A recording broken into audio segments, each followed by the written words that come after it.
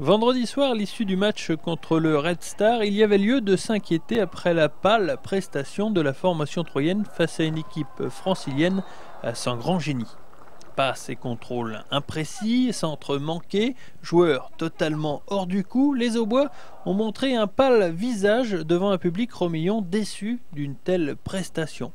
Même le coach troyen, qui habituellement surprotège ses joueurs, y est allé de son couplet. Le niveau général était très faible, que ce soit pour les jeunes qui sont loin d'être capables d'être professionnels et pour les anciens aussi.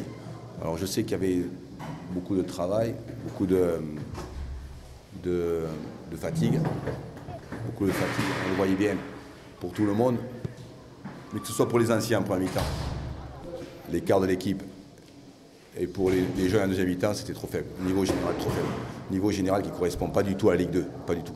Vite mené au score sur un penalty logique accordé aux Franciliens, les Aubois n'ont jamais pu se mettre en position de tir dans une première mi-temps très décevante. Au cours de la deuxième période, il y aura bien quelques satisfactions avec l'entrée de nombreux jeunes tels que Sidibé, Keita Pecci, Barreto ou bien Camara. Seulement voilà, l'Estac est extrêmement perfectible, notamment dans le dernier geste. Les Troyens se montrent excessivement maladroits et perdent donc logiquement ce match. Les joueurs ne se montrent pas inquiets toutefois d'une telle défaite. Ce soir, on a eu pas mal de difficultés tactiquement, donc il va falloir régler ce problème-là. Et puis bon, continuer à travailler pour être performant pour le match de la Coupe de la Ligue qui va arriver bientôt. Il est peut-être un peu tôt pour s'inquiéter d'une telle défaite, mais l'impression laissée par les Troyens à moins d'un mois du début du championnat n'est vraiment pas bonne.